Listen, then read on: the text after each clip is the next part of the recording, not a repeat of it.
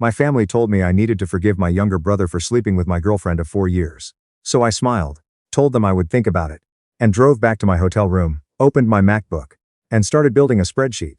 I eventually named exitplana.lxless. I had been working a commercial development project in Prince George for 3 weeks. A mixed-use retail and residential for a regional developer out of Kelowna. The project was running ahead of schedule. The municipal permits cleared faster than anyone had expected. The foundation assessments came back clean. And by the second Wednesday, my project lead told me to head home 4 days early and take the long weekend. I almost stayed. There was a decent craft brewery a few blocks from the hotel, a junior hockey game on Friday, and honestly the solitude had been good for me. But I hadn't seen my girlfriend in 3 weeks, and I missed her in a way that felt almost embarrassing to admit to myself. So I booked a late flight, landed at YVR around 11, and stopped at a 24-hour Safeway near our apartment in East Vancouver. I bought her sunflowers, the cheap kind in the crinkled plastic sleeve near the checkout. The ones she always said she preferred to anything from a florist because, in her words, they actually looked like they came from somewhere real. I drove to our building, parked on level 2, and took the elevator up. I'd kept the text a surprise. I wanted to walk in, find her asleep, and leave the flowers on the kitchen counter, so they'd be the first thing she saw in the morning. The apartment was dark. The living room was quiet. Her laptop was closed on the coffee table, her reading glasses folded beside it. I assumed she'd gone to bed early. And then I heard it. Laughter from the bedroom. 2 voices. One of them was hers, the other one I'd known my entire life. I stood in the hallway for a long moment. The plastic wrap around the flowers crinkled slightly when my grip tightened. My brain ran through the other explanations the way it does when it's trying to protect you. Maybe it's the TV. Maybe she has a friend visiting. Maybe I was exhausted from the flight and misreading everything. But I knew that laugh. I'd grown up with that laugh. I opened the bedroom door. My girlfriend froze, my younger brother froze. The room had that specific arrangement of quiet, unhurried comfort that told me this wasn't the first time. There was a half-finished bottle of Okanagan Crush Rosé on my nightstand. Her favorite. His jacket was on the floor on my side of the bed. Her necklace, the gold one I'd bought her for our 3rd anniversary at a shop in Gastown, was lying on top of the dresser, next to his phone. I didn't say anything. I just looked at it all. I absorbed it the way you absorb the moment your car hydroplanes on the highway. Everything slowing down, your body going very still, every detail becoming weirdly precise. She said my name, he said my name. I turned and walked to the closet. I set the sunflowers down in the recycling bin by the door. Without looking at them, I pulled out my large duffel bag and started packing. Laptop and a passport, SIN card, birth certificate, insurance documents from the fireproof box under the shoe rack. 3 changes of clothes. My toiletry bag, my watch, the ring box I'd been keeping in my jacket pocket for 6 weeks, waiting for the right moment. I put the ring in the bag and zipped it shut. She came to the doorway with a sheet wrapped around her. She was crying before she even spoke. Please, just let me explain. I moved around her, like she was a piece of furniture. My brother was in the hallway, half-dressed, hands raised. Come on, just give me 5 minutes. You don't have to do this cold. I looked at him. My younger brother. The one I'd driven 2 hours in a snowstorm to help move into his first apartment. The one I'd co-signed his business line of credit for when he was starting his renovation contracting company, and RBC wouldn't touch him on his own. The one I'd introduced to every contractor, developer and project manager I knew in the Lower Mainland over the past 4 years, trading on my name to get him into rooms he had no business being in yet. Don't, I said, flat. He took a step back. 15 minutes. That's how long it took me to clear out everything in that apartment that actually mattered. I walked out the front door, took the elevator down, and drove to a Marriott near the highway interchange. Checked in, rode the elevator to the 7th floor. Sat on the edge of a beige bed with the curtains open, and the city lights humming outside. I want to be honest about that night, because I think it matters. Around 3 in the morning, while I was listing my brother's khaki clients in the spreadsheet, something caught up with me. I stopped typing and just stared at the wall. 4 years. I'd had the ring for 6 weeks. 6 weeks. I'd walked into that apartment with flowers. And a specific kind of happiness I'd been looking forward to the whole flight home. And in the time it took to open a door, it was gone entirely. I gave myself about 12 minutes of that.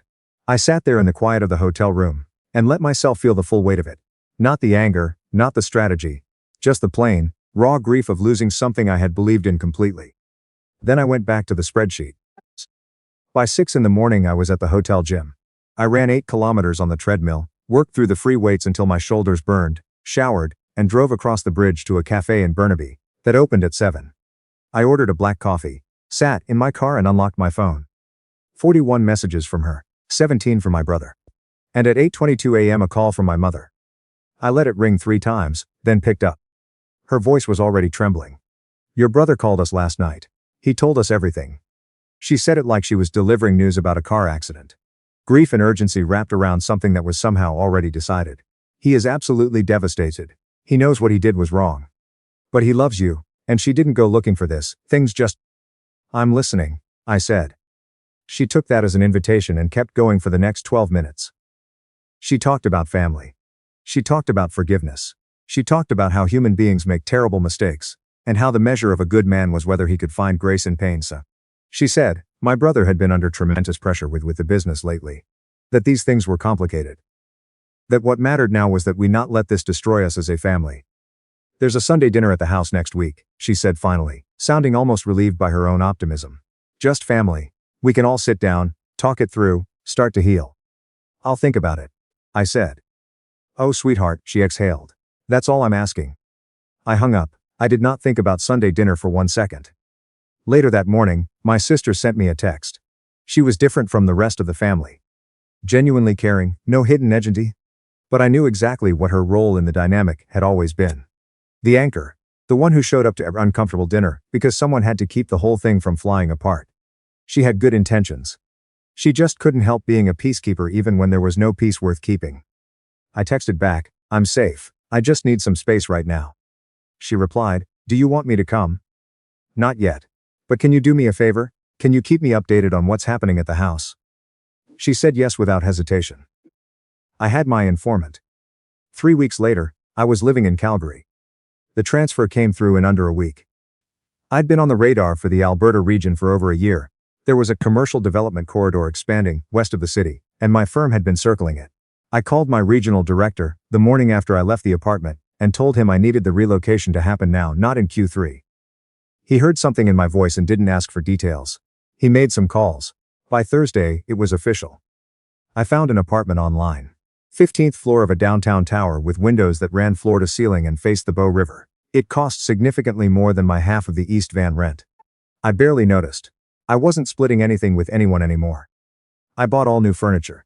Clean lines, minimal, nothing that looked or felt like anything from before. I found a gym 3 blocks away. I mapped a running route along the Elbow River pathway.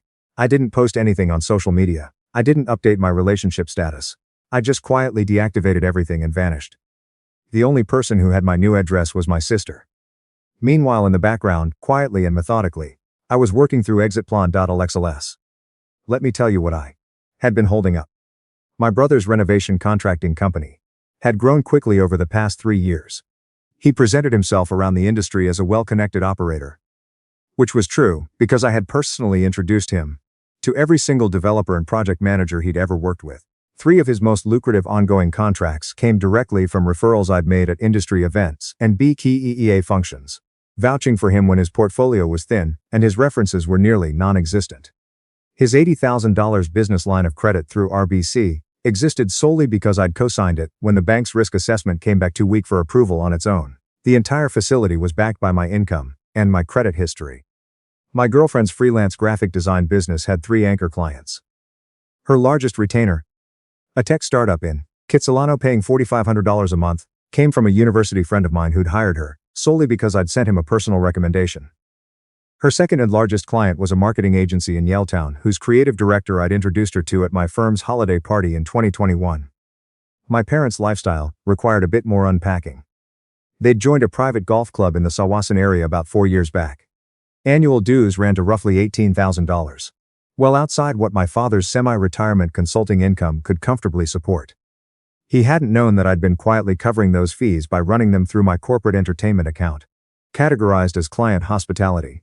Which, to be fair, I had genuinely used the facility for client meetings. But the primary reason I kept the membership alive was because it meant the world to my mother. My parents had also refinanced their mortgage 2 years earlier, pulling out $75,000 in equity to redo the kitchen and bathrooms. The bank had required a co-applicant with stronger, more stable income to approve the terms. I had signed on. My income verification was the document that made the whole thing go through. Both vehicles, a Lexus SUV for my mother and an Acura sedan for my father, were leased through a dealership in Burnaby. My father's credit had taken a significant hit a few years back after a bad private investment. I'd co-signed both leases. My information was the anchor qualifier on the paperwork. I sat in my Calgary apartment one night, looking at the fully populated spreadsheet, every row accounted for, and felt something settle in me. Not anger, something colder and considerably more useful. I was the only load-bearing wall in the entire structure. And not one of them had ever looked up to notice. My sister's updates arrived every 2 to 3 weeks, factual and free of manipulation. She understood where the line was. 6 weeks after I'd left, my brother had proposed. They were planning a spring wedding. My parents were throwing an engagement party at the club the following month. Everyone was calling it a fresh start. My mother, apparently, had cried happy tears. I read that and felt very little. What I did feel was a clear, quiet certainty that the timeline needed to accelerate. I reached out to the owner of a mid-sized development company in Burnaby, my brother's biggest client, an introduction I had personally brokered 3 years earlier at a real estate networking event. I called him directly, mentioned I was modeling new subcontracting partnerships for some Alberta projects, asked if he was happy with his current operators. Honestly, he said, your brother's last 2 timelines ran long. I've been on the fence about renewing. Understandable, I said. If you're evaluating options, I can connect you with a crew. I've been watching out of Abbotsford. Cleaner track record. Better bonded. I think they'd suit what you're building next year. Better than where things currently stand. He asked me to send their information over. I did. 3 weeks later, my sister texted. He lost the Burnaby contract. He's been in a terrible mood. He and she fought at dinner. She said he can't afford the wedding he promised her. I opened the spreadsheet. Changed the relevant cell to red. The RBC line of credit was next. I contacted the business banking team and submitted formal written notice, initiating the co-signer withdrawal process. The bank informed me that my brother would be given 90 days to pay down the fee, restructure it under independent qualification. I knew how that assessment was going to go. I called the dealership's finance department, polite, businesslike, and requested my name be formally removed from both co-signer agreements, pending the upcoming annual reviews. The finance manager said they'd need to run independent qualification on the primary lessees. Of course, I said. Whatever works best for everyone. My mother's golf club dues were handled even more quietly. I logged into the corporate account one morning before 7, pulled up the recurring vendor authorization, and canceled it. No phone call. No explanation. I let the invoicing process do what invoicing processes do. For the mortgage, I had a Calgary-based real estate lawyer draft and submit formal documentation to the bank, requesting my withdrawal from the co-applicant agreement. Under the terms, the bank was required to notify the primary borrowers and give them 60 days to refinance under their own qualification or satisfy the outstanding balance. My parents' refinancing options, given my father's credit history, were going to be severely limited. I filed the paperwork on a Wednesday afternoon and went for a run along the river. The updates came faster after that. My sister, the club, sent Mom a letter about missed dues. She called the firm thinking it was an error. She's mortified. My sister, he lost another contract. He's borrowing from friends to make payroll. She barely speaks to him at dinners. My sister, the dealership called about the lease renewals. Dad is furious. He's calling it an administrative mistake. My sister, Mom and Dad got a letter from the bank about the mortgage. They're trying to reach a broker. I don't think it's going to work out. I read each one. I replied with brief neutral messages. I never volunteered information. I never celebrated anything. Then my mother called again. This time it wasn't the voice from 9 months ago. The one performing optimism, trying to manage me back into the fold. This was different. She sounded old. She sounded genuinely exhausted, in a way that had nothing to do with performance. She said the family missed me. She said it had been almost a year. She said they were planning a dinner, just family, and they wanted me there. My brother got on the line. He used my old childhood nickname, one I hadn't heard in years. His voice was raw. He said he knew he didn't deserve anything, that he just wanted 1 hour, face to face, to say what he needed to say. I was standing at my apartment window, looking at the skyline over the river. I told them I would come. My mother's relief was almost painful to hear. My sister texted 20 minutes later. Did they actually just call you? Are you really going? I texted back, it's time. She wrote. Time for what? I didn't answer. I booked a direct flight to Vancouver on Friday, first class. Checked into a hotel downtown. A proper one. Slept 8 uninterrupted hours. On Saturday morning I went to the hotel gym, ran 8 kilometers, showered, got a haircut at a barber on Robson Street. I dressed carefully. Dark jeans, a slate gray button down, The watch I'd bought myself after my last performance review. Nothing aggressive. Just the version of me that had spent 9 months becoming the only thing I needed to be. I drove to my parents' house and arrived 3 minutes early. Parked behind my sister's car and my brother's truck, which looked like it hadn't been washed since spring. My mother opened the door before I knocked. The change in her was significant. She looked smaller somehow, more careful about her expressions. She reached out to hug me. I let her arms come around me and stood still until she pulled back. Her smile was fragile in a way I hadn't seen before. The dining room smelled like pot roast. My father stood and shook my hand, firm, anxious. My sister met my eyes from across the table and gave me a small, tired nod. Her husband looked at the floor. My brother and my former girlfriend were side by side. He'd lost visible weight. His posture was the posture of a man waiting for a verdict. She didn't look up when I came in. The necklace from Gastown was not around her neck. We ate. My mother had made every dish I'd loved as a kid. The emotional engineering was transparent and earnest at the same time, and respected her enough not to call it out during the meal. I answered questions about Calgary in 2 or 3 words. I watched. After about 20 minutes my father set down his fork and cleared his throat. "I think we all know why we're here," he said. "It's been a long time. There's been a lot of pain. But we're a family, and families find their way through things. Son, we want you back at this table. We want you back in our lives. And I think we're all ready to move forward." My mother reached over and put her hand over mine. "What happened was terrible. We know that. But your brother loves you." She didn't plan any of this. People make heartbreaking mistakes, and what defines us is whether we can choose family on the other side of that pain. My brother leaned forward, his voice breaking on the first sentence. "I think about what I did every single day. I was wrong. Completely wrong. And I can't undo it. But I'm asking you, I'm begging you, just let me meet our brother again. That's all I want." She finally looked up, said quietly that she was sorry. That she knew sorry meant nothing. That she just hoped someday I could find it in myself not to hate her. The room went still. They were all waiting. For tears, maybe. For the anger that would finally break into something they could work with. For the release that would let everyone file the guilt away somewhere manageable, and go back to their lives. I took a slow drink of water, set the glass down. "Are you finished?" I said. My father blinked. "I beg your pardon?" "I want to make sure everyone said what they came to say." I said, "Because I have a few things I'd like to cover." I stood up. I didn't raise my voice.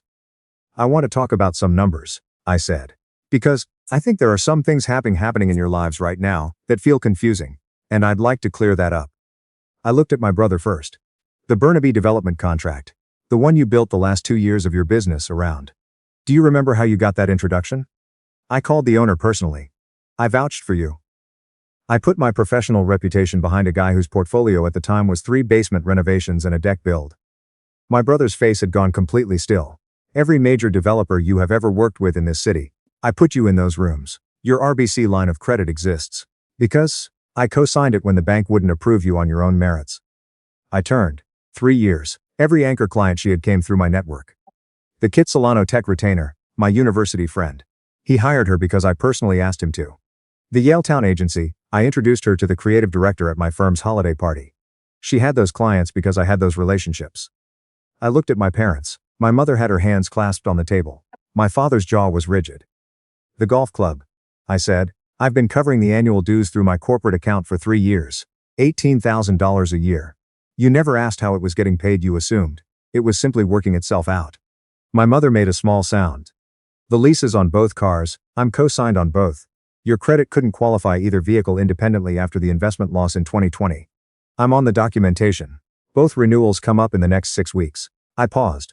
"I've already contacted the dealership to have my name removed." My father started to speak. I kept going.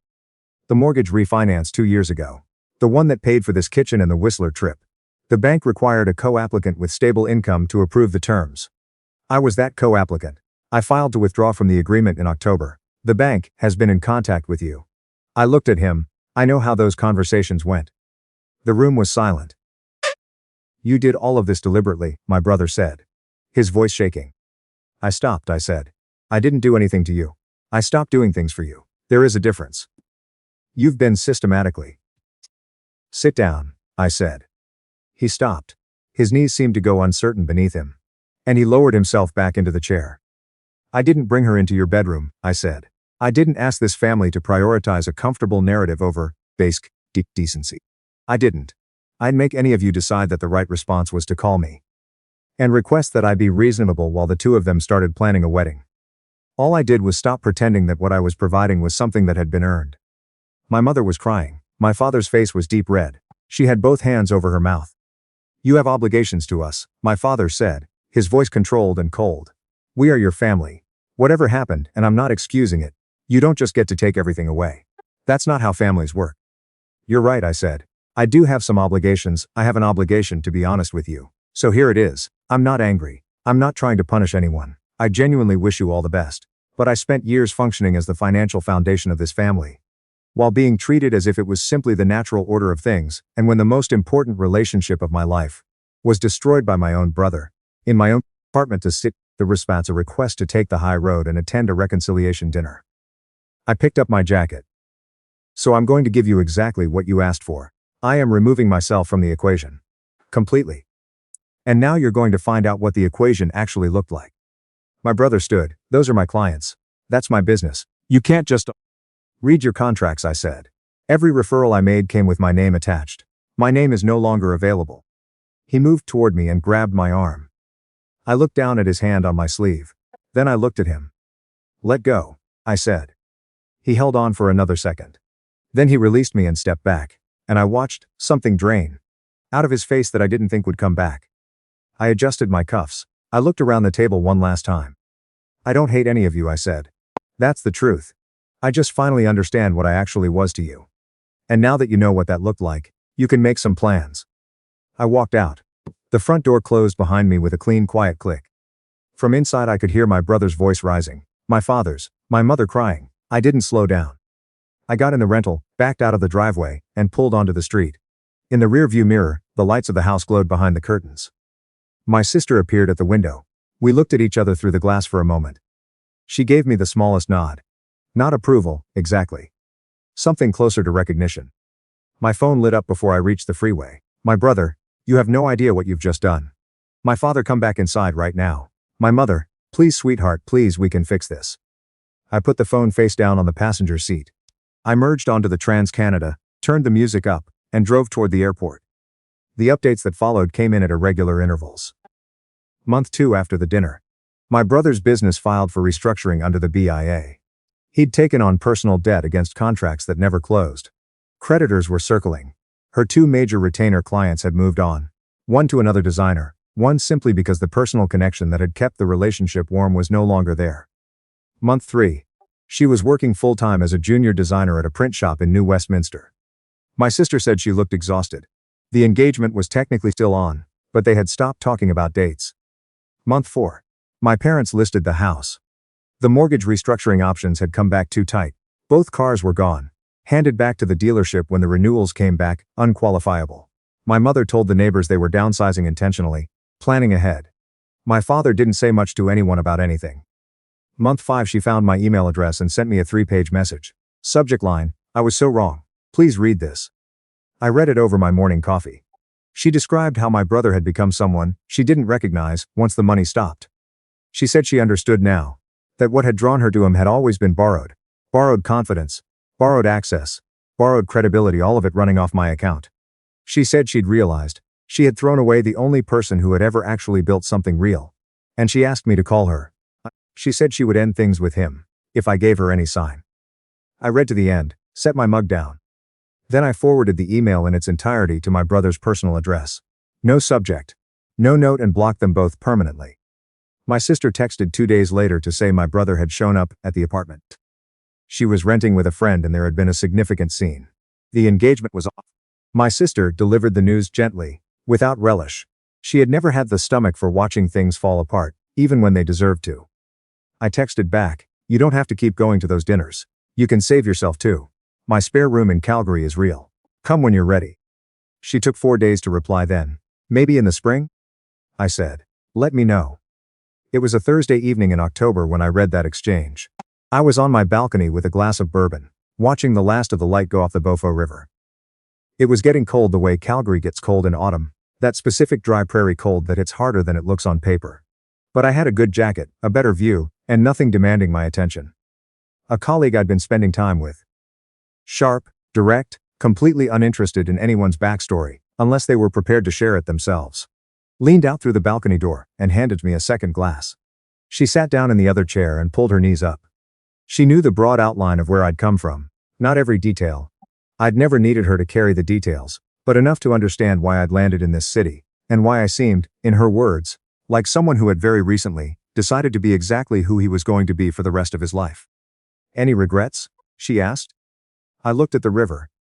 About leaving, I said no. About how long it took me to see what I was actually working with, maybe. About the ring I carried for 6 weeks before I knew what I know now.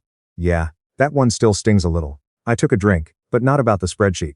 Not about any of that. She was quiet for a moment. Good, she said.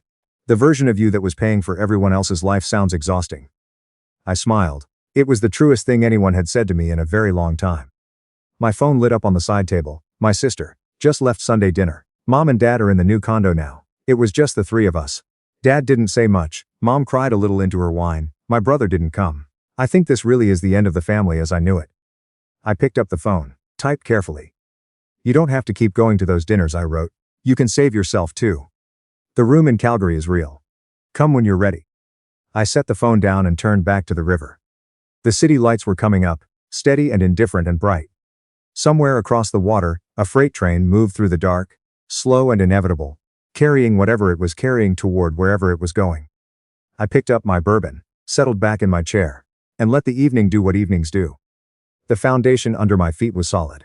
I had built it myself, with materials I had chosen, for a structure that belonged entirely to me. For the first time in a very long time, nothing was holding me up but me.